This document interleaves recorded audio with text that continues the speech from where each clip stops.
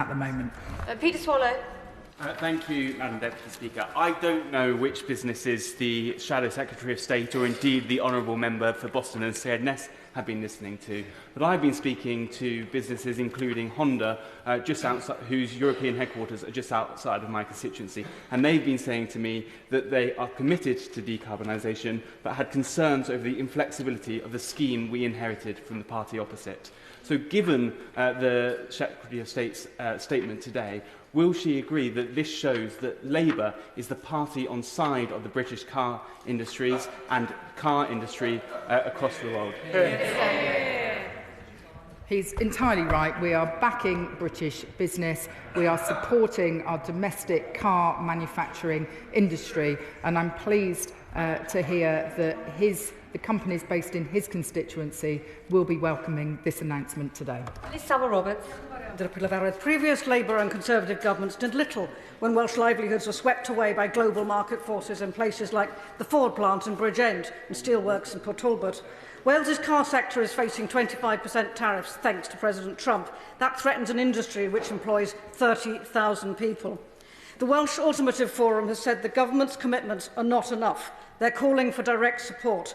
Recycled fines are hardly direct support. Is our government prepared to step up and provide it? Sir. We have a £2 billion automotive transformation fund. We're investing hundreds of millions of pounds in other forms of support as well. I work closely with the Welsh Government on these issues, and we won't leave any stone unturned in our attempts to protect the car manufacturing industry and ensure that those high-skilled jobs are there in communities in Wales and across the rest of the country. Thank you, Madam Deputy Speaker. Leeds South Western Morley needs charging infrastructure, and that's why I'm grateful for the Secretary of State's statement today and her answers to my colleagues across this House. Leeds South Western Morley has many residents living in terraced houses without driveways, and some of whom have been in contact with me asking what do they need to do to get the charging infrastructure required to get an electric vehicle. I promised one such resident that I'd raise it with the Secretary of State, so what update can she give on our commitment to charging infrastructure across the UK? Minister. Well, I congratulate my honourable friend on fulfilling his promise to his constituent. We are working very closely with local authorities through the Levi scheme to roll out charging infrastructure, and we also issued that guidance I mentioned earlier in my statement to local authorities about improving the cross-pavement charging solutions, and there are also grants available for householders who don't have the driveway but do wish to install a charge point. Serving the best to law, Sammy Wilson. The statement today is further evidence of the economically damaging and market distorting impact of the unrealistic net zero policies. The only reason why the Minister is having to impose fines on producers is because demand does not meet the targets which she has set for the production of electric vehicles.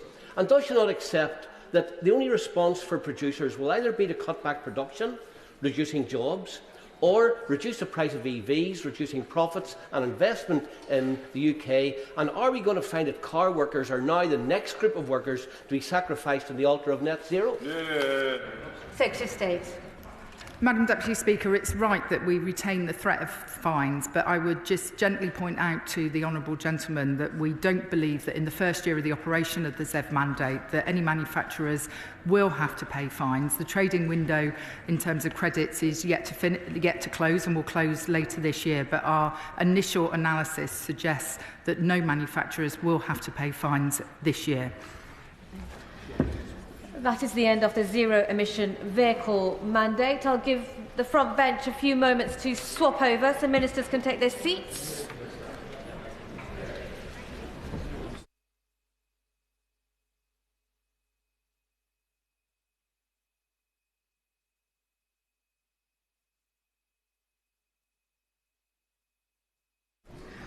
We now go on to the second statement. Colleagues can take their seats. The second statement, the Israeli authorities' detention and refusal of entry for 2 UK MPs. And I call the Minister, Minister Faulkner.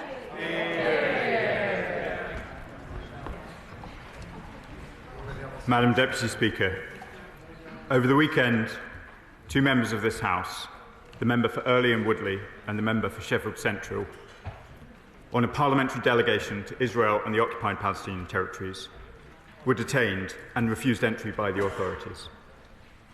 They had both been granted entry clearance in advance of travelling to Israel.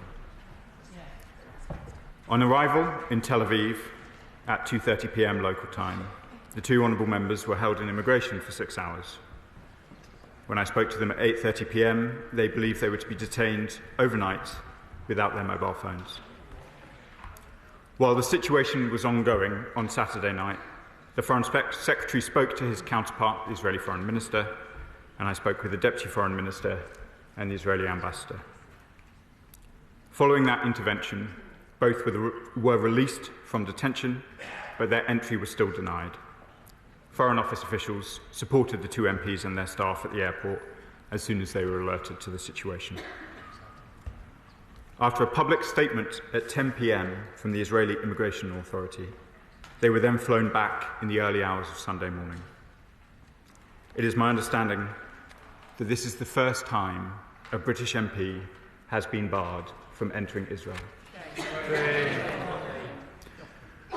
That decision appears to have been taken on the basis of comments made in this chamber. As the Foreign Secretary has made clear, and as I am sure almost every member of this House will agree, their treatment is unacceptable and it is deeply concerning. It is no way to treat democratically elected representatives of a close partner nation. We have made this clear at the highest levels in Israel. I pay tribute to the contributions that both members have made to this place since they were elected. I know they will both believe in a two-state solution. They have our support and solidarity. The Foreign Secretary and I spoke to both MPs while they were in Israel, and I met with them earlier today. They have behaved with great dignity. They were part of a delegation visiting humanitarian projects amid the appalling situation in Gaza and a dangerous and deteriorating situation in the occupied West Bank. They were going to see for themselves what is taking place in the occupied territories and to meet those directly affected by the shocking rise in settler violence.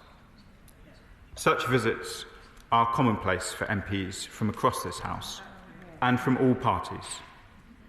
Indeed, I'm told that more than 161 members of Parliament have conducted such visits. They enrich the knowledge and experience of us as legislators and representatives. They create connections with countries, political counterparts, and civil society. Indeed, I note that both organisations, Medical Aid for Palestinians and the Council on Arab-British Understanding, have supported visits involving members from all the main political parties, including the benches opposite. All members should therefore be worried by what this decision means and the precedent it sets. So our message to the Israeli government is not just that this is wrong, it is that it is counterproductive.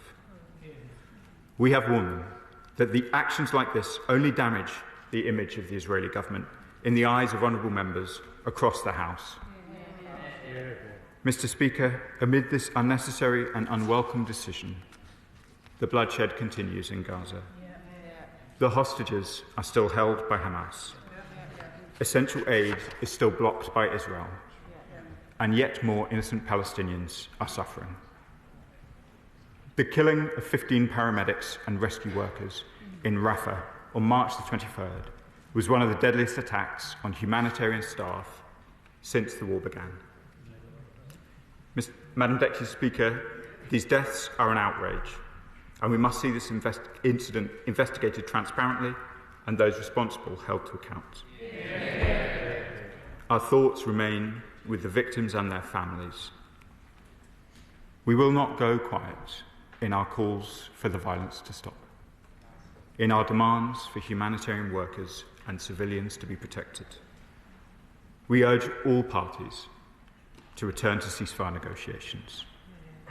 It is clear that this conflict cannot be won by bombs